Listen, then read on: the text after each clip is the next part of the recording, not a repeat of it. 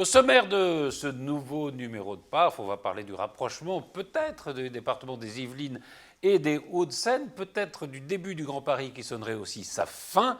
On va parler du nouveau livre de Nicolas Sarkozy, on va parler peut-être de la prolongation de l'état d'urgence, est-ce qu'il faut ou non le prolonger, enfin beaucoup de sujets. Et pour en parler, Stéphane Monson, bonjour de Patrice, de Versailles-Saint-Quentin.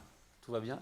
Tout va bien, Patrice. Tout va bien. Florence Percadet, du barreau de Versailles. Bonjour Patrice. Jean-Luc Madec, des Templiers. Bonjour Patrice. Enfin, c'est pas un titre nobiliaire, mais... Non, c'est pas des Templiers, c'est du restaurant Les Templiers. Les Templiers. Voilà. À la commanderie. Voilà, j'ai couru pour arriver parce qu'on était très chargé à midi, alors voilà. Mais vous êtes toujours très chargé. Voilà. Jean-Charles Lajoigny, je commence par les garçons. Pardon, parce que ça fait déjà. Jean-Charles Lajoigny. Bonjour. Il faudra que vous nous parliez, parce qu'il va y avoir une signature d'un des livres que vous publiez au pavé du canal samedi 30 janvier. Samedi prochain, voilà. Et Félicité Nguijol. Oui, ça va bien ? Oui, ça va bien. On est bien. content de vous retrouver. Alors, peut-être un premier mot, le livre... alors, on est vendredi, le livre ne paraît que lundi... de Nicolas Sarkozy, c'est-à-dire que tout le monde écrit son livre d'ailleurs, c'est très frappant dans la politique française, le besoin d'écrire des livres. Mais c'est génial, moi je suis ravi en tant qu'éditeur Pour les éditeurs, oui, que les gens continuent à avoir envie envie se vendent pas d'écrire tous, hein. des livres. Non, ils ne se vendent pas tous, mais je pense que celui de Nicolas Sarkozy, il devrait quand même il y a une mise en place, oui, se vendre plus que celui de Juppé, au moins autant que celui de Fillon. Fillon a bien vendu. Oui, voilà, Fillon ça marche pas mal, je crois. Et Sarko, oui, maintenant ça doit être amusant. Enfin, je sais pas, on a vu les bonnes feuilles dans le Figaro, ça a l'air intéressant. Bien évidemment, il y a des tonnes de gens qui commencent déjà à critiquer parce qu'il fait son mea culpa. Quand il dit j'ai pas changé, ça va pas. Quand il dit j'ai changé, ça va pas. Quand il dit je reconnais avoir fait des erreurs, ça va pas. Il a rechangé. Donc, voilà. Donc là, c'est bien. Je trouve qu'il reconnaît. Moi, je suis pas d'accord. Notamment, il dit, c'est pas très politique, mais quand il dit oui, j'aurais jamais dû dire casse-toi pauvre con, moi je trouve qu'il a totalement raison et c'était très bien. Mais enfin bon. Il a raison quoi de dire qu'il n'aurait pas dû le dire ou non, de mais le dire. Il avait raison de le dire. Ah, il avait raison de le dire. Le type, d'abord, le type disait des fois, c'est absolument horrible. Enfin, c'était un gougnafier, un pignouf. C'était une bataille de français. Mais sinon, sur les autres grès, c'est plutôt bien. Je trouve il n'y a que les imbéciles qui ne changent pas d'avis. Il a l'air d'avoir mûri, d'avoir... Il dit une chose assez jolie sur Fillon. Il dit « J'ai eu tort de prendre son silence pour un acquiescement ». Je trouve la phrase assez... Oui. Enfin, je ne sais pas si c'est la formule exacte, mais si elle était comme ça, ce serait joli. La vraie question, c'est peut-être qu'il aurait dû s'arrêter avec « J'ai eu tort de prendre François Fillon ». Non, il dit... Non, mais je sais bien, mais... Il ne dit pas « J'ai eu tort ». Il dit beaucoup de bien de Juppé, d'ailleurs, aussi. Alors évidemment on l'a pas lu. Hein. On a lu des bonnes feuilles, on n'a pas lu le livre en entier. Mais vous pensez que c'est quelque chose qui peut le faire remonter, un livre ? Je ne sais pas, mais est-ce que c'est pas aussi une façon pour tous d'essayer de recréer un peu un lien avec les Français qui sont un peu fâchés, on en parlera peut-être, avec les partis politiques et avec les politiques. Est-ce que c'est pas une façon de dire, voilà, je me dévoile, je dis des choses j'écris des choses que je n'ai pas dites ou que je ne dirais pas forcément publiquement. Et est-ce que c'est pas une façon de rentrer dans les foyers des Français d'une certaine manière, ce qui est reproché aux politiques ? Moi, je crois que vous avez tout à fait raison, parce que c'est ça aussi le livre. Le livre, ça va quand même permettre aux gens de découvrir ce que veut dire Sarkozy, après qu'on l'aime ou qu'on n'aime pas, mais au moins là, il n'y a pas d'intervention de journaliste, il n'y a pas d'humoriste qui vient avec cette dérision absolument qu'on voit partout et qui fait que pour l'instant, on ne peut plus rien dire sur une antenne de télévision, sur une radio, sans qu'il y ait un clown qui vienne se moquer. Donc là, pour une fois, ça va être le discours, la parole de Sarkozy. On en pense qu'on en veut, mais là, on peut lire le bouquin, il y a 250 pages. Personne n'est là pour dire « mais non, mais il ne faut pas penser ça ». On le lit, puis après, on se décide. Donc, c'est la vraie vocation d'un bouquin, c'est bien. Il n'y a pas d'intermédiaire entre Sarkozy et le lecteur, et après, au lecteur de juger. Il y a peut-être juste celui qui a écrit le livre, quand même, comme intermédiaire. Oui, il l'a relu. Oui, Quelle est la prévision de tirage d'un bouquin comme ça ? À mon avis... Là, c'est une mise en place de 100 000, je crois. Oui, ils n'avaient pas prévu 200 000, non ? Qui est assez forte, quoi. Enfin, 100 000. Ouais. En premier tirage. 200 000 lecteurs, peut-être ? Sur le nombre de lecteurs, sur les livres... Ça, on ne peut pas le dire d'avance, hein, mais ça, non, mais ça serait intéressant. Jean-Charles, qui est éditeur, doit avoir quand même une idée des statistiques sur ce genre de bouquin. Admettons que ce soit 300 000 lecteurs, peut-être ? Si ça a du C'est succès. un peu plus que ça. Enfin, Oui, je pense que ça peut se vendre beaucoup, mais après, je ne sais pas du tout si les livres politiques se prêtent ou pas, si les gens se les passent. Je ne crois pas, parce que d'abord, les sarcophiles... c'était Houellebecq qui se prête le plus. Il y a eu un sondage oui sur les livres qu'on prête le plus. Et le premier qu'on a prêté, c'était Houellebecq. Mais C'était pas les livres Je politiques. m'interroge sur 44 millions d'électeurs. Combien vont lire le bouquin de Sarkozy Non, mais ou les bouquins politiques en général d'ailleurs? D'abord, il n'y a pas 44 millions de gens capables de lire un livre. Donc ça, c'est déjà bien, ça. le premier truc. Ensuite, oui, non, c'est... Non, mais on peut pas calculer est-ce que ça se mesure à cette aune-là? Enfin, Enfin, non, mais j'entendais à l'instant compliqué, quand même. recréer un lien avec les Français de la part de n'importe quel homme politique. Je vous avais oublié Copé, qui vient aussi oui, on va. de sortir un bouquin. Qui était sur Voilà, le livre, d'ailleurs. je me dis, est-ce que ça change réellement la face du monde qu'on écrive des bouquins? Je ne crois pas. En même temps, ces gens-là ont absolument besoin de s'exprimer. Je pense qu'ils s'expriment d'ailleurs beaucoup plus par le buzz fait autour du livre que par le livre lui-même. Donc voilà, mais je n'ai pas le sentiment du tout que ça changera quoi que ce soit à la décision des Français quand ils seront dans l'isoloir pour l'élection Non, présidentielle. mais il parle peut-être plus à des gens qui ont voté Sarkozy puis qui n'ont plus voté Sarkozy et ils essayent peut-être d'aller les rattraper. Donc c'est sur un électorat de droite. Je pense que c'est pas des gens du PS ou des mélenchonistes qui vont aller lire le bouquin. Ça, J'ai adoré l'imitation de Canto, c'était je crois hier matin, qui, imitant le président Sarkozy, disait « faut vite que je livre ce bouquin parce qu'il sort quand même la semaine Oui. prochaine Ça, on a dit. Ouais, C'est vrai. c'est révélateur. Enfin, je suis assez d'accord avec Jean-Luc parce que je pense que c'est l'écume qui est autour de cela qui finalement c'est est le buzz intéressant à autour du livre, observer. bien sûr. Je suis très admiratif, moi, de voir tous ces grands élus ou ex-élus qui écrivent un bouquin en 6 mois. Ils vont vite, Moi, hein. Ils vont très vite. Moi, Ouais. j'ai commis quelques bouquins, alors pas à 100 000 exemplaires, mais je ne sais pas, enfin, Ouais, c'est long, hein. le dernier que j'ai écrit, il fait 183 pages et j'ai mis 2 ans à Oui, l'écrire. c'est très long, oui. Et mais c'est donc- technique, Oui, c'est pas pareil. mais pas seulement, mais Ouais. donc voilà, je dis mon admiration à tous ces gens qui écrivent. Je me souviens même que Loana avait écrit un bouquin. Je ne sais pas si vous en souvenez. Un garçon qui s'appelle Euh, Jean-François Carvéan, qui est un très bon nègre, qui avait écrit alors voilà. son livre. C'est aussi Qui écrit aussi intéressant. pour Drucker, qui écrit. Mais donc voilà, au-delà, je trouve aussi que c'est très français. Ça dit C'est beaucoup très français. de Oui, notre absolument. classe politique. Il faut, pour avoir l'air un peu sérieux, écrire un. Et ça perdure, Un quoi. bouquin. Enfin, non, Et on ça aurait pu continue. penser que ça allait passer. Mais c'est même assez curieux parce que bon, Sarkozy, c'est un livre politique classique. Il dit ce qu'il pense, ce qu'il a envie de faire. Enfin voilà, c'est une sorte de témoignage Ouais. et un peu de programme. Mais Copé. mais dans tout ce que ça peut avoir un peu d'intellectuel. Alors, par exemple, Juppé, lui, il en est déjà, je crois, à son 2e livre où il en a prévu 4 et c'est vraiment des vrais programmes. Des Alors là, bouquins il y en a thématiques. un sur l'éducation. Par thème. Voilà, là c'est par thème. Donc c'est Et plus Copé, que- c'est entre les deux, plus c'est-à-dire que curieux. c'est à la fois le livre politique, enfin avec un programme, Oui. parce qu'il y a un programme dedans, et en effet, de l'autre côté, de dire regardez comme j'en ai pris plein la figure, et je ne suis pas aussi méchant que ça, quoi. Enfin, dire maintenant, il a pris une sorte d'aspect comme ça un peu dépressif quand il est dans Oui, oui. cette interview pour dire regardez, je suis un gentil. Félicité, vous allez le lire. Vous allez vous En vous précipiter au écoutant, palais ça me du donne canal. quand même envie, ça aiguise une certaine curiosité, mais j'avoue qu'au départ, je n'étais pas partie pour. Mais pourquoi pas? Non, ça donne envie. Pourquoi pas? Mais vous savez que plus on est de gauche, plus il faut lire des trucs de droite et J'ai inversement. l'impression, hein. oui, C'est tout parce à que fait. sinon. Ah bah oui, il faut tout Si- lire. non, mais sinon, si c'est pour lire ce que Mais vous qui savez vous dit déjà, que c'est pas je suis de l'intérêt. gauche? Bon, je sens quand même une certaine propension à dire des bêtises. Alors, là, je vous suis, ouais. Est-ce que, cela dit, c'est moins des grands littérateurs. De Gaulle et Mitterrand, d'une certaine façon, étaient quand même des écrivains. Enfin, L'abeille et l'architecte, la Oui. paille et le grain, tout ça. Enfin, Oui, j'ai paille ça et pas grain, loin. ouais. Même même j'ai pas relu. le coup d'État permanent était Le coup d'État permanent, formidablement écrit. sans parler des mémoires du général. Et les Donc mémoires ça, du général de Gaulle, C'était oui. quand même autre Ouais. chose. Alors je dis pas que tout fout le camp et que Non, c'était mieux c'était- avant, mais enfin pas loin. quand même. Pas loin, quand même.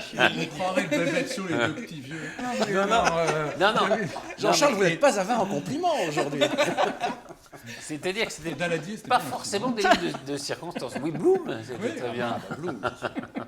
Non, c'était pas forcément des livres de circonstances. non plus. Enfin, là, c'est aussi plus des livres de circonstances qui sont. Il y a la primaire qui arrive. On peut passer à un autre sujet qui est très intéressant. C'est le rapprochement peut-être entre les Yvelines et les Hauts-de-Seine. Alors, ça vient d'un fait précis, c'est-à-dire que les finances des départements sont de plus en plus basses, puisqu'il y a de moins en moins d'aide de l'État. On peut écouter sur ce sujet 2 témoignages, celui du président du Conseil général de l'Essonne, qui est François Durouvray, et celui du président du Conseil général des Yvelines, qui est Pierre Bédier. Lorsqu'on est face à ces difficultés, la solution de facilité, notamment dans mon département, aurait été de placer l'Essonne sous faillite. Ça signifiait pour les contribuables une augmentation des impôts de 70%.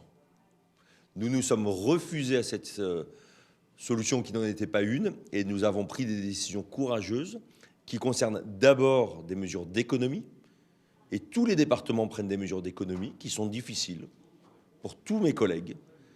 Mais malheureusement, ces mesures d'économie ne suffisent pas, et nous devons faire appel aux contribuables. On n'a pas de trésor caché. On n'a pas de compte dans les paradis fiscaux qu'on rapatrierait en France. Donc nous sommes obligés, malheureusement, d'aller prendre l'argent là où il est, c'est-à-dire dans les poches des contribuables. Si tous les départements de la Grande Couronne sont dans cette situation, c'est probablement qu'il y a une explication unique. Si tous les départements de France, à travers l'association des départements de France dans laquelle nous nous trouvons, sont dans une situation difficile, ça n'est pas simplement à cause de leurs présidents de conseils départementaux. C'est bien parce que le gouvernement socialiste est dans l'absurdité totale. Mais je tiens à le dire avec force par votre intermédiaire, si demain le gouvernement socialiste redevient raisonnable et nous rend cet argent immédiatement, nous le rendrons aux Yvelinois. Nous n'en avons pas besoin pour nous, nous en avons besoin pour maintenir le niveau des prestations sociales que l'État nous demande de faire en son nom. Alors, je répète la phrase quand même du président du Conseil général de l'Essonne qui était très jolie. Nous nous sommes refusés à cette décision qui n'en était pas une.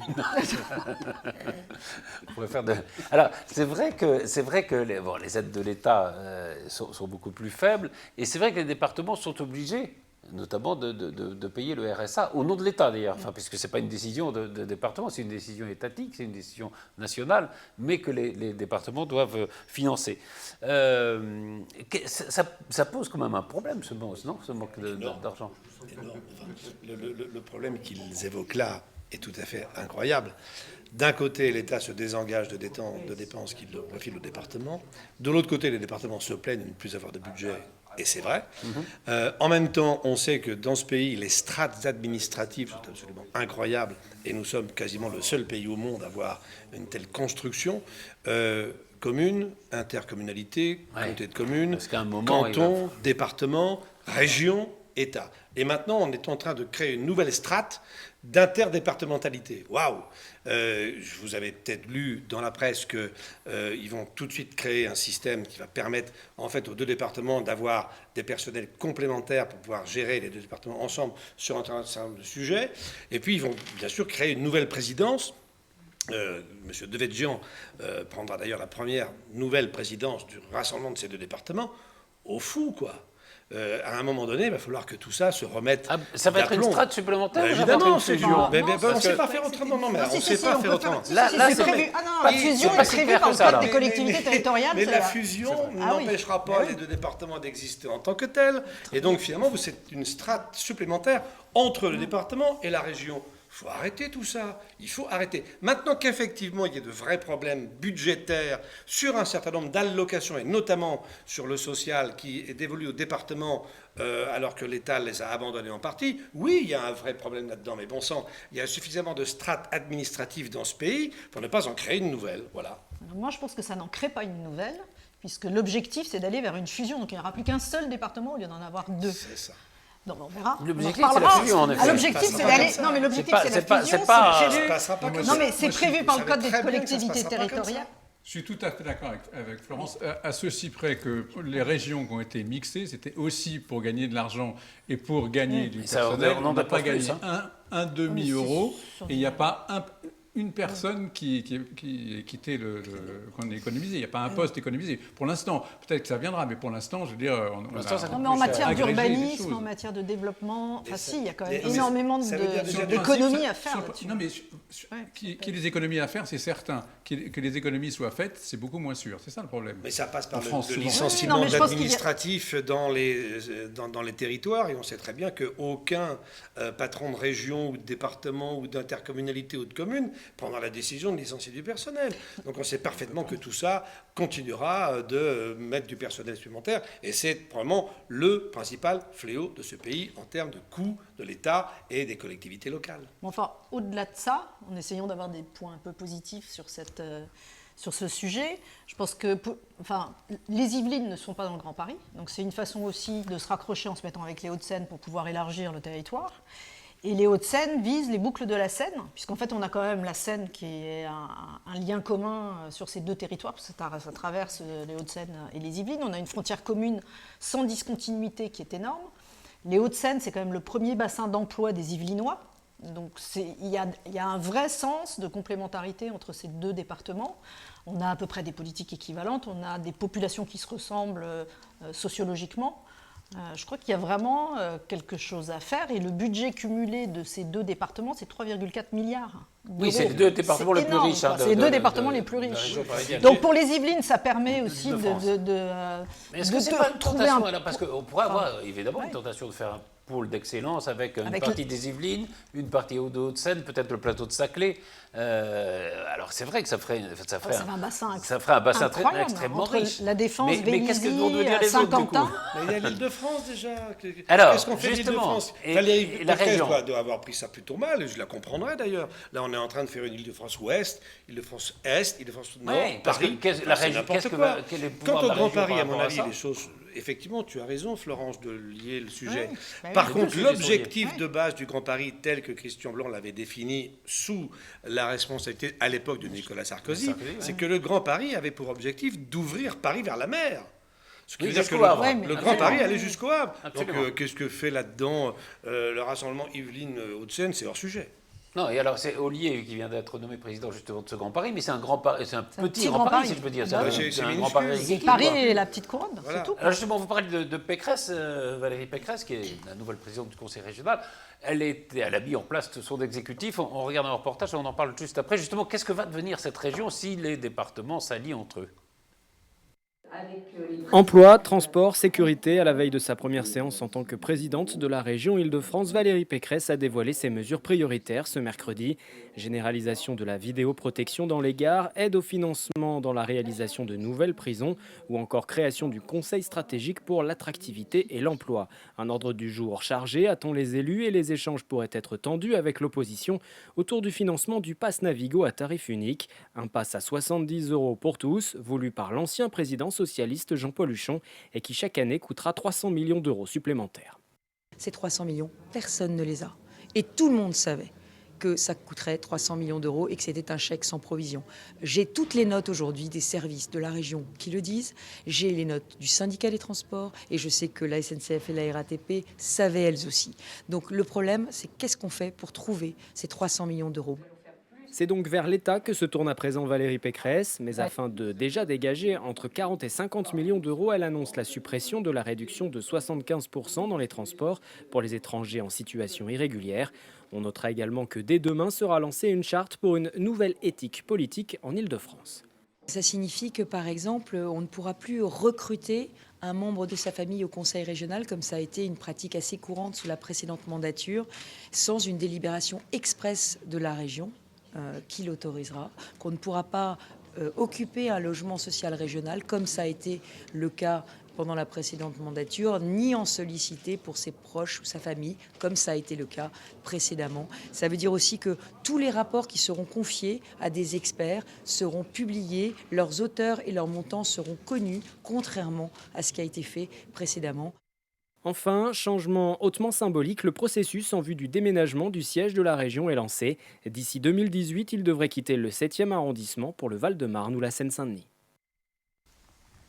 Voilà, donc le problème des politiques, c'est comment gérer la pénurie. On voit bien, enfin, je veux dire, c'est le même discours à peu près que tenaient les présidents des conseils généraux que tient la présidente du conseil régional de l'Île-de-France. Oui, Patrice, moi sur l'histoire des départements, avant qu'on en vienne à la Oui, région, j'avais revenir. juste deux observations. La première, c'est que lorsque j'entends des présidents de conseils départementaux se plaindre, c'est fondé. En effet, on sait que les dépenses sociales des départements représentent des sommes considérables. Mais il y a quand même quelque chose que j'ai du mal à comprendre, c'est notamment et surtout pendant... ça n'était pas la première fois, à l'occasion de la procédure législative qui a conduit à la loi NOTRe de 2015, on a vu, et c'est récurrent, à l'Assemblée nationale et au Sénat, les représentants du lobby départemental, l'Association des départements de France est une association puissante, faire valoir que les départements devaient avoir plus de compétences. Et l'exemple type, c'est notamment les collèges. Les collèges, la loi, le gouvernement proposait que ces collèges reviennent dans le giron de la compétence de la région, à l'instar des lycées. Les départements, via leurs élus cumulants, cumul des mandats encore une fois, se sont battus becs et ongles et ont obtenu de garder les collèges dans le giron des départements. Donc là, il y a quelque chose, moi, qui m'échappe. En réalité, je pense que ça ne m'échappe pas, c'est une posture politique qui consiste à faire valoir que plus le département a des compétences, moins il est menacé dans sa survie. On sait très bien que la suppression des départements, on en parle depuis des années. Et donc c'est une stratégie qui est développée depuis une quinzaine d'années maintenant. Donc il y a ici parfois un double langage, moi, qui me dérange. Et puis la seconde observation, c'est que ces fusions ou ces possibilités de fusion, parce qu'il s'agit bien de fusion, on peut en parler tant qu'on veut. Les élus locaux en parlent parfois. Souvenez-vous des deux départements alsaciens, Haut-Rhin-Bas-Rhin, des deux départements corses. Jean-Pierre Raffarin avait proposé en 2015 ou en 2014, je ne sais plus, la fusion entre la Vienne et les Deux-Sèvres pour faire le département du Poitou. Bref, il s'agit ici d'élus locaux qui développent eux aussi des stratégies politiques. Et à mon avis, la question du Grand Paris n'est pas si éloignée que cela. Non, elle est dedans. Il n'en reste pas moins que le dernier mot revient à l'État, puisque pour fusionner deux départements, il faut voter une loi. Et que c'est donc de la seule compétence de l'État. Donc il y a ici, évidemment, des stratégies politiques qui sont indissociables des discours que l'on entend. Absolument. Sur ce sujet, non Félicité, je ne vous ai pas entendu. Honnêtement, j'ai pas grand-chose à dire. Je vous écoute avec rapidement. En réalité, il y a mille choses à dire. Et je non, alors, on est toujours le même problème. C'est ce que vous disiez tout à l'heure. Il y a quand même cette question de millefeuille et que personne ne veut réformer. Même la réforme des régions, et puis la le notion disait, des compétences. c'était une fausse réforme. Et la notion des compétences. Là, j'entendais... Et des compétences. Mais oui, qui dit réforme des compétences, la présidente évidemment. Pécresse discuter, c'est formidable. Sauf que les commentaires qu'on fait de ses premières positions, c'est plus de caméras dans les gares, plus de sécurité. Mais encore une fois, moi, ce que j'attends avant toute chose des politiques, et notamment des politiques en région, c'est l'éducation, c'est l'emploi, c'est l'apprentissage, qui est une des pièces maîtresses de l'avenir d'une société. Aujourd'hui, il y a un grand débat sur le sujet. François Hollande a lancé une idée farfelue qui n'a pas d'autre objet que de camoufler 500 000 chômeurs avant 2017. Ce sont les régions qui sont en responsabilité sur la formation des jeunes. Et donc là, il y a un gros travail à faire qui est archi prioritaire. Or là, les régions doivent débloquer des sommes beaucoup plus importantes qu'elles ne le font aujourd'hui et surtout mieux les utiliser. Moi, je vois dans l'ensemble des métiers de l'artisanat, dans toutes les petites entreprises, la notion de formation des jeunes est cruciale. Or, je n'entends rien aujourd'hui. Il y a des emplois en plus au bout. Enfin, bien sûr, évidemment. Et l'avenir de nos petites entreprises. Il a ouvert une porte, et personne n'en a beaucoup parlé d'ailleurs dans son discours sur la problématique justement de la formation, en disant que sur... Qui François Hollande, pardon, parce que je rebondis sur ce que disait Jean-Luc, sur le fait que, notamment sur l'apprentissage et sur la formation des jeunes, il fallait que les entreprises puissent créer leur propre centre de formation. Oui, c'est à fait. Ça a été dit, on n'a pas beaucoup d'ailleurs parlé dans la presse, alors que c'est quelque chose de très important et c'est quelque chose qu'on fait en Angleterre, qu'on fait en Allemagne, qu'on fait dans les pays nordiques et qu'on ne fait pas en France. Les entreprises sont très... Oui, c'est ça. Instant, pardon, non, mais c'était pour compléter. Hollande, mais vous avez raison d'en parler, mais juste un mot pour conclure on voit bien quand même qu'il y a des tentatives avec cette fusion de départements, le Grand Paris qui n'en est plus tout à fait la région qui manque d'argent. Est-ce que quand même, enfin, il n'y a pas cette prise de conscience de ce que vous disiez, c'est-à-dire qu'il va falloir à un moment réformer un peu les choses, quoi. Enfin, on ne sait pas très bien comment, il y a des tentatives diverses, non ? C'est-à-dire que cette réforme, elle apparaît pour l'instant et jusqu'à présent comme une réforme impossible. Ce n'est pas le seul facteur explicatif, mais en tout cas c'est un verrou considérable, dont on a déjà parlé à maintes entreprise, c'est le cumul des mandats. C'est-à-dire que vous avez, Oui, vous c'est avez les mêmes, les élus. des intérêts. Les élus qui sont Évidemment, chargés de bien sûr. faire la loi sont en même temps des élus de Ouais. leur territoire. Et donc, chacun, on n'en a jamais mieux servi que par soi-même. Cela dit, ils seront toujours des élus un peu d'un territoire, probablement. Oui, mais enfin, moins ils le seront et mieux ce sera Ouais. pour les uns et pour les autres. Non, mais la vraie, c'est que les députés devraient s'occuper de la loi et non pas de. non Et pas de leur Valérie territoire. Pécresse, elle applique le non-cumul. Bravo. Oui, oui. Oh, bah, Oui, et beaucoup, puisqu'elle- hein, beaucoup. oui. Enfin, il n'y en a pas beaucoup qui ont démissionné de leur mandat sauf de Laurent député. Wauquiez, Le Drian. et Le Drian, oui, évidemment. Le Drian, évidemment. Eh ben, un mot alors sur le plan emploi, puisque vous en parliez de François Hollande. Il y a quand même. Alors, on peut aborder le fond. Il y a quand même une chose, moi, qui m'a paru assez étonnante, c'est qu'au bout de près de. Il est élu en 2012, on est en 2016. Et vous avez un président de la République qui dit qu'il faut un plan d'urgence pour l'emploi. Hein. Enfin, ça fait près de 4 ans qu'il est quand même au pouvoir. Je veux dire, est-ce que l'urgence n'était pas là depuis 2012 Oui, visiblement, il a un peu de mal à réaliser l'état de la situation et peut-être il a eu du mal aussi à réaliser qu'il était président, qu'il était plus candidat, qu'il était plus. Non, mais effectivement, c'est quand troublant. même quoi, incroyable, quoi. Ah oui, oui, C'est tout pas d'un si coup de incroyable que réaliser. Déjà, après chaque élection, tout le monde réalise qu'il faut se bouger, qu'on entend les électeurs, etc. Mais alors lui, effectivement, il a été touché par la grâce. Depuis 20 ans, Il ça a- veut dire qu'on entend qu'il faut des plans d'urgence Voilà. pour l'emploi. Et là, ça- il ça- a été ça a touché été par le la cas en- grâce, soyons Bien sûr. contents. Ça a été le il cas en était- 81, et puis ensuite, en 81, rappelez-vous, l'élection de François Mitterrand, c'était, voilà, je vais vous changer la vie. Vous allez moins travailler, avoir plus de coucou les loisirs, ça va être formidable, vous allez voir, vous allez mener une vie paradisiaque. Puis patatrac, Il y avait un l'économie... ministre du temps libre. Oui, absolument. Et André Hervé Henry, Henry, oui. ancien Non, mais patron de la Fed. Mais ce qui est cela dit- important surtout, c'est que finalement, on se rend compte que tous les pouvoirs de gauche mettent du temps pour se rendre compte que c'est finalement l'entreprise qui crée de l'emploi, quelle que soit la nature de la société. Ça a beaucoup mieux marché avec la droite. Eh bien, ça n'a pas beaucoup mieux marché avec la droite, mais ceci étant dit, on s'aperçoit quand même, quoi que vous puissiez en penser, que les gouvernements de droite ont essayé plus en avant de créer des liens avec l'entreprise sur le plan fiscal, formation, développement du commerce national et international, que ne l'ont fait les gouvernements de gauche qui restent sur des statures, hélas, en tout cas pour le gouvernement actuel, Heureusement, il y a 4 Macron, ans, des statures qui ignorent la création de l'emploi par l'entreprise, la création de la richesse par l'entreprise. Oui, mais On ne ça peut fait- pas être en permanence Ça aussi, ça en fait train de dire qu'il faut 25 ans, dépenser des 30 ans richesses. qu'on vous entend les comprenez mêmes pas. choses, non? Oui, c'est vrai, sauf C'est que je vous l'entreprise qui rappelle crée quand des même, emplois, je je l'ai vous entendu, rappelle quand je l'ai même, entendu sans 100 vouloir fois. évidemment parler de politique politicienne, que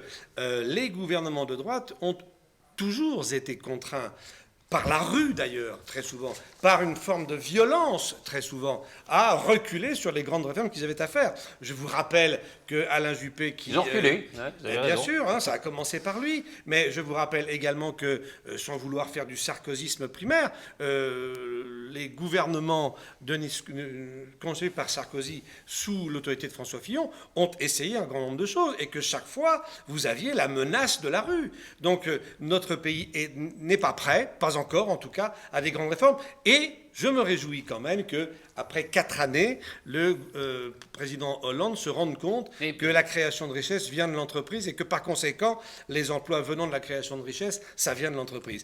Il a mis 4 ans, tant mieux que ça marche aujourd'hui. Peut-être que la gauche est mieux placée pour faire ce genre de réforme. Alors que la oui, droite. très souvent, c'est vrai, on le constate d'ailleurs. On l'a vu avec Mitterrand, Si on qui a regarde avec réconcilié un peu l'histoire, les c'est vrai que les conseils d'entreprise. gouvernements de gauche sont plus à même souvent de mettre en place des réformes plus difficiles que ne peuvent le faire les gouvernements de droite qui sont directement soumis au pouvoir de la rue. Confrontés à la rue, absolument. Alors, ce qui était amusant, c'est lundi matin, avant que Hollande nous donne son plan en 4 points, sur France Inter à la matinale, ils ont passé Raymond Barre, lorsqu'il était Premier ministre. 77. 77, et qui donnait son plan pour l'emploi. Et c'était les 4 mêmes points. Voilà. On avait Les mêmes exactement points. les Oui, mêmes c'est pour points, ça que quand je les dis mêmes ça choses. fait- La prime ça à fait l'emploi, la formation, la baisse des charges. Qu'on entend les mêmes choses, On est c'est quand même ça, quand même. Hein. Plus de 30 Alors moi, ans. quoi. j'ai proposé Bientôt à 40. plusieurs reprises une réforme. Nous le savons tous, ce pays est mal représenté. Et je pense que si le pays était mieux représenté, les choses se passeraient de façon Présente-toi. plus sereine. Il faut se présenter. Vas-y. Stéphane, Oui, non, moi j'ai plutôt le sentiment d'une continuité, au contraire. À savoir que si on regarde l'histoire... On est d'accord. Non, mais si on regarde l'histoire politique... Continuité, c'est-à-dire De continuité depuis 1984, en gros. Oui. On sait... Alors, il y a eu la parenthèse 81-84, avec, oui, c'est vrai, changer la Oui. vie, etc.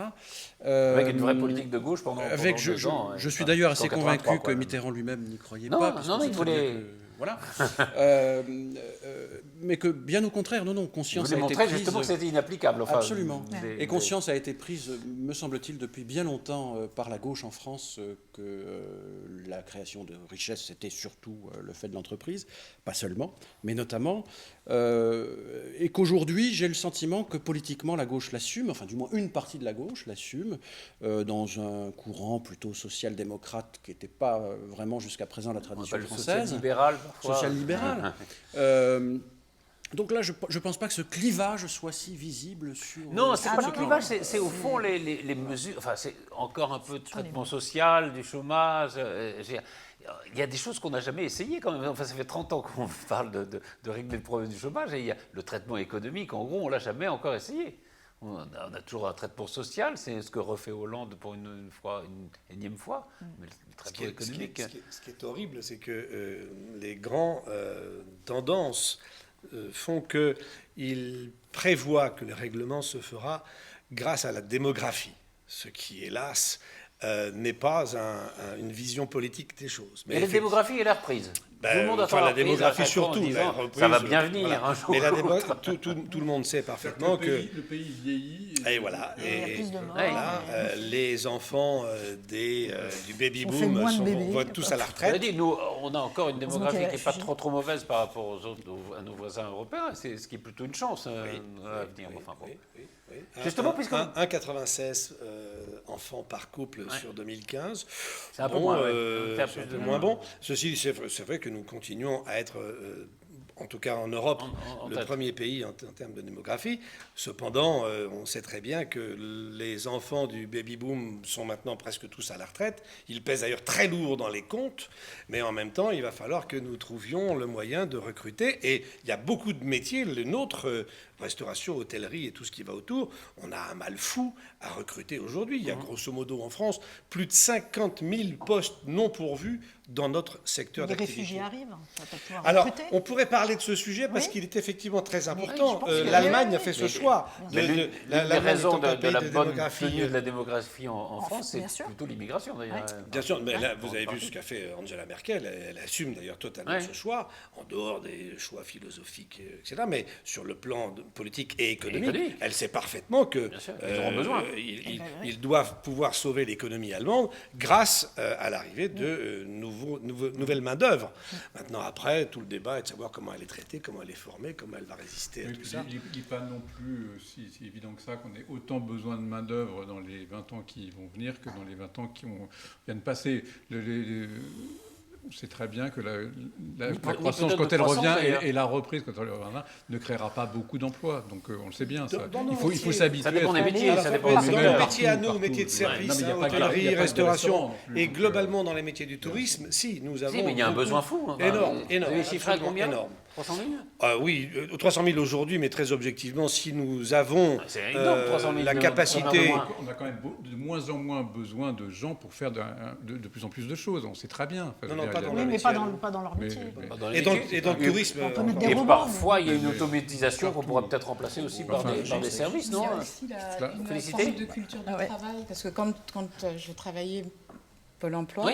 on Oui, avait c'est fait pour ça aussi que le c'est constat de découvrir que beaucoup de gens n'ont plus cette culture de travail, n'ont plus cette envie de travailler, n'ont plus la notion de l'effort. Et notamment, justement, dans le domaine de la restauration, on avait des propositions, mais Et on avait peu des de- demandeurs qui n'avaient pas et envie peu de de- travailler. ouais. C'est un domaine qui est très Vous avez- difficile. Les horaires ne sont pas évidents. Et il y a beaucoup de métiers qui sont comme ça. Et effectivement, ces métiers-là sont en général pris par des gens qui viennent de l'étranger, qui, eux, ont envie de travailler. qui eux, mon discours est terrible, mais c'est vrai. Non, non, mais c'est intéressant parce que vous l'avez vécu sur le terrain. C'était affolant. Comme Jean-Luc, sur le terrain, je pense que vous avez eu des gens à qui vous avez dû proposer des CDI qui vous ont dit finalement non. Enfin, c'est une problématique très très particulière que nous vivons aujourd'hui dans les grands centres urbains. Effectivement, on a beaucoup de jeunes qui disent non, moi le CDI ça m'intéresse pas, je veux pas de ça. Et c'est vrai aussi, je pense que c'est ce que Félicité dit à mots cachés, mais bon, je l'ai compris comme ça. C'est que le non-travail en France est finalement confortable. Donc quand on fait la comparaison entre les revenus du non-travail et celui du travail, il y a 200-300 euros d'écart, ils s'interrogent. Je ne sais pas si vous avez vu, la Cour des comptes a fait des propositions justement extrêmement intéressantes sur... Le président Migaud a été effectivement très éclairé, sauf qu'il n'est jamais écouté. Sauf que, est-ce qu'il faut prendre toujours des mesures globales? Je veux dire, c'est vrai que ça dépend aussi du cas par cas. Enfin, je veux dire, il y a en effet des gens qui refusent des travails. Peut-être qu'on peut limiter un certain nombre d'offres d'emploi. Je n'ai pas une passion pour les pays nordiques à tout bout de champ, parce que tout le monde nous sort toujours ça en disant ça là-bas, c'est mieux, c'est merveilleux. Mais c'est vrai que la façon de traiter le chômage des Danois, par exemple, a fait ses preuves. Enfin, je veux dire, on est mieux indemnisé les 4 premiers mois. Oui, mais il faut se former. On a une première offre d'emploi. On peut la refuser, le chômage baisse, on a une deuxième offre d'emploi, si on la refuse, on n'a plus de chômage. Ouais. Bon, voilà, c'est clair et net. Mais il y a une véritable formation continue qui est quand même bien meilleure. Si on n'a plus de travail, on peut avoir d'autres allocations. Il y a la même chose au Pôle emploi. Il y a un système, il y a une proposition qui est faite, on peut la refuser, on peut argumenter. Je crois que c'est au bout de 3, si on refuse, c'est terminé.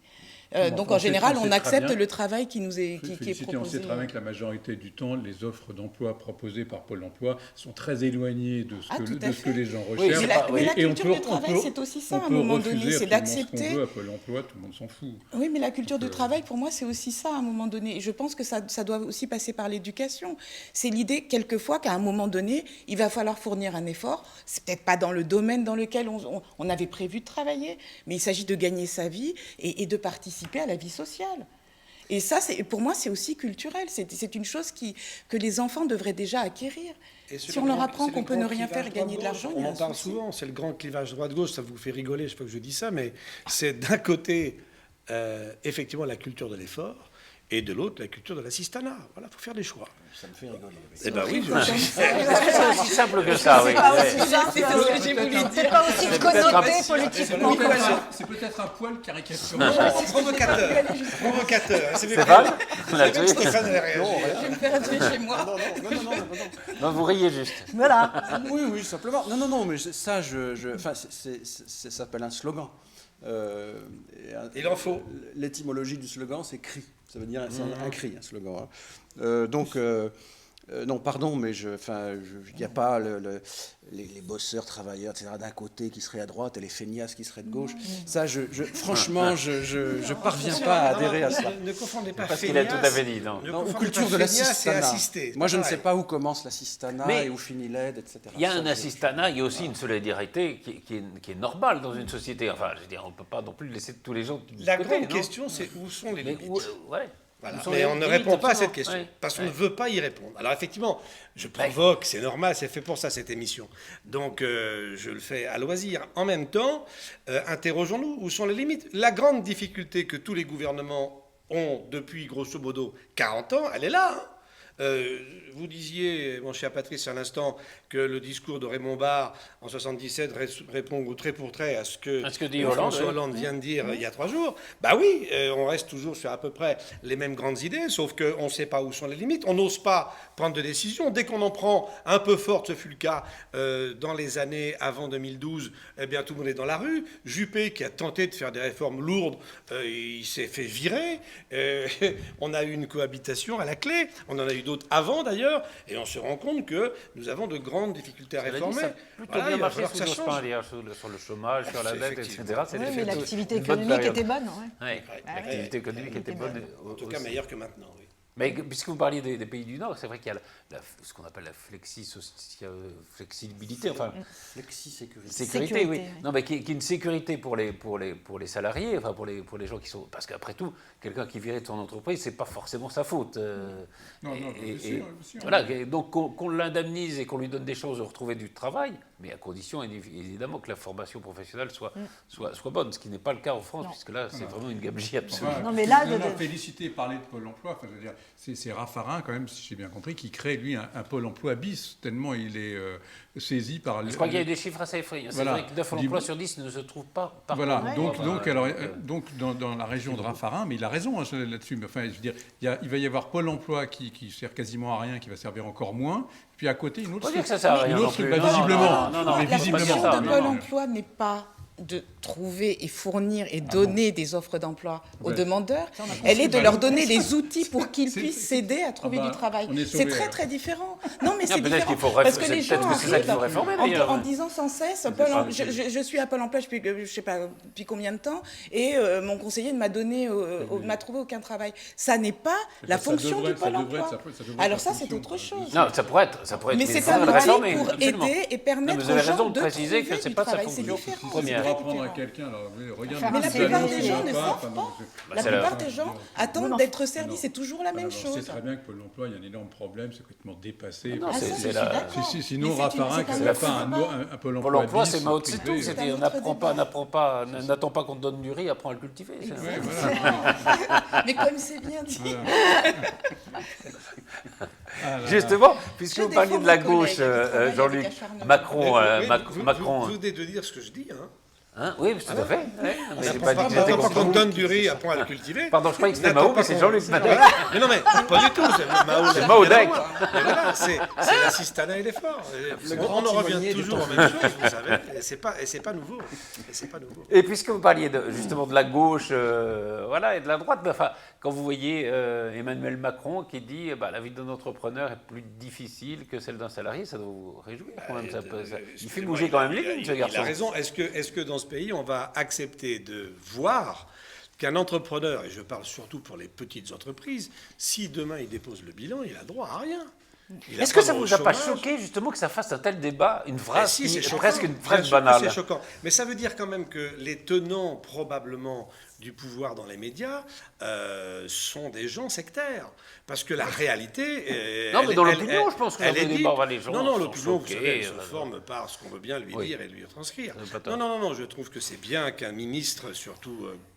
jeune ministre, nouvelle génération d'hommes politiques, enfin reconnaissent que la vie d'un petit entrepreneur est difficile. Alors, je crois que la polémique, elle était sur le mot, sur l'adverbe souvent. Parce que, en fait, ce qui lui a été reproché, c'est qu'il aurait dû dire parfois et pas souvent. Voilà ce que la gauche a reproché. D'abord, ça a été retiré de son contexte. Oui, alors, c'est vrai qu'après, on prend une phrase sortie de son contexte, etc. On en fait des grosse malhonnêteté. Donc, oui, vous avez raison. Mais Patrice a raison. C'est vrai que la phrase, il n'y a pas... Oui, il n'y a pas de quoi vous être quand même. Juste un constat, quoi. Ça dépend. Non, il faut se mettre d'accord sur ce qu'est un entrepreneur. Il parle évidemment des entrepreneurs qui mettent leur propre argent dans les entreprises, non pas des PDC de CAC 40 qui sont des salariés. C'est 95% des entrepreneurs. Oui, mais ce qu'on pourrait appeler les vrais entrepreneurs. Non, mais il faut quand même savoir qu'il y a un entrepreneur tous les 2 jours qui se suicide. Il y a 182 suicides de chefs d'entreprise, alors en incluant les agriculteurs, parce que c'est surtout les agriculteurs, mais il y en a quand même un. Mais ça, les gens, ils le savent. On ne communique pas là-dessus. Ce qui risque de faire encore plus parler, c'est de la déclaration de Macron de vendredi à Davos. Sur les 35 heures. Oui, sur les heures supplémentaires qui ne devraient plus être payées plus. Plus majorées. Voilà. Des heures supplémentaires. Donc c'est la fin. C'est la vraie fin des 35 heures. Voilà, absolument. Mais c'est habilement. Oui, puisque Valls a dit l'autre jour, il faut maintenir les 35 heures, puisque ça permet après d'être payé en heures supplémentaires. Et le ministre du Travail dit qu'il faut que ce soit pas moins de 10, majoré, au moins 10%. Et Macron dit 0%. Ça veut dire que les choses bougent quand même. Mais oui, ça bouge. Surtout, j'ai l'impression que ce qui bouge quand même au gouvernement, on a l'impression qu'il y a 2 gouvernements. C'est-à-dire qu'il y a des gens qui disent on va à droite, on va à gauche, on va par là, on va par là. Il y a Macron qui s'occupe du travail, et puis il y a une ministre du Travail qui, quand elle s'exprime, à part se tromper sur le nombre de CDD, de CDI, visiblement nager complètement dans le potage, là, elle dit un truc. 3 jours après, Macron dit l'inverse.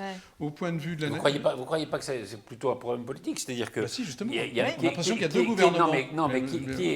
À qui il fait du tort Macron? À Emmanuel Valls. Et quand Emmanuel Valls l'avait sorti de la politique de l'emploi pour mettre Bien sûr. Mme El Khomri au devant de la scène. Mais non, mais et qui revient. Tout à fait, mais je crois que c'est là qu'on voit qu'à défaut d'être un bon président, Hollande est un magnifique homme politique, parce que vraiment... Il fait comme Mitterrand, il met 2 sur le C'est exactement ça. Ouais. Il torpille Valls tous les jours avec son arme fatale qui est Macron. Enfin, je veux dire, il garde Taubira, encore une fois, pour non, mais je ne comprends pas comment Taubira reste. Enfin, déjà, je ne comprends pas comment elle fait pour ne pas démissionner, parce qu'on lui fait avaler des couleuvres absolument épouvantables.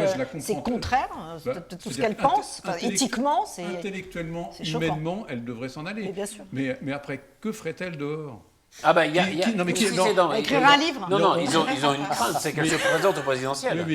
La crainte de Hollande, elle est là. Qui a un double effet Parce Jospin. Elle avait déjà fait chuter Jospin une fois. Le double effet Jospin. Mais il faut se souvenir que Taubira soutenait Taubira quand même à l'époque. Elle fait probablement plus qu'elle n'avait fait en... Non, bien sûr, mais sinon, en 2002, elle est au chaud, elle est contente, on l'écoute. Son lyrisme peut se dégouliner sur les bancs de l'Assemblée tous les mercredis. Enfin, c'est merveilleux, elle est contente, quoi. Non, mais pénalement, c'est une catastrophe. Mais plus profondément, parce que vous avez raison, on voit bien qu'il y a deux gauches en réalité.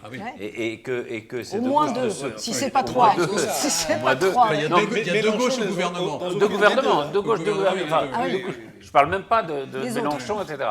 Mais même dans la majorité socialiste, on voit bien qu'il y a deux gauches et que ça ne va pas pouvoir durer, ça va éclater un jour ou l'autre, non? Ça dure depuis 4 gauches et il y a de droite. Il n'y a plus qu'un an. Il y a de droite. Bien sûr, les choses sont de plus en plus claires. On est dans une structure politique qui ne correspond pas. C'est moins gênant. Non, mais on est dans une structure et des institutions politiques qui ne correspondent plus du tout à la réalité politique, quoi. Enfin, et alors, ça explique peut-être, je ne sais pas si vous avez vu ce sondage du CEVIPOF, le Centre de vie politique française, d'études de vie politique française, de Sciences Po, sur les sentiments des Français. Alors, les 3 sentiments qui dominent sont la lassitude, la morosité et la méfiance. Charmant. Les gens pensent que 89% des dirigeants ne se préoccupent pas de leurs problèmes et 67% que la démocratie est en crise. C'est quand même un sondage qui est affligeant quand même pour la classe politique. Mais réaliste. Réaliste, oui. On voit bien... la lassitude, c'est terrible, je trouve. Certains le disent depuis longtemps. On voit bien que le peuple français a qu'une envie, c'est de mettre tout ça par terre. Je dis renverser la table. Mais il l'exprime dans les élections. D'abord, 50% d'entre eux ne l'expriment même plus, tellement ils sont dégoûtés, donc ils ne vont même pas voter, ce qui est bien dangereux. Et puis, dans ceux qui vont voter, vous avez vu les résultats des dernières élections régionales, elles sont quand même assez extraordinaires. Or, il se trouve que, visiblement, on a presque oublié ce résultat, on continue à naviguer, qu'on transmet des idées. C'est-à-dire que la dernière idée incroyable, avec 500 000, le mot 500 000 chômeurs en formation pour aller planquer les chômeurs ailleurs, et d'un seul coup faire redégager le plan d'urgence au bout de 4 ans, quand même. Du chômage. Quand même, c'est un truc incroyable. Tout le monde s'en moque. En même temps, ce qui est absolument fou, c'est que ça passe. On dit, oui, c'est bien. On sait parfaitement que ça n'a aucun résultat. Mais c'est ça la lassitude, c'est-à-dire qu'on se... Alors oui, probablement. Finalement, Attention, parce que l'histoire a démontré depuis le haut Moyen-Âge, dans notre pays, cette belle France, qu'on est habitué à donner des coups de pompe dans le système. La dernière fois, c'était en 68, ça n'a pas fait grand effet. J'entendais hier Cohn-Bendit en débat avec Finn Kelkraut.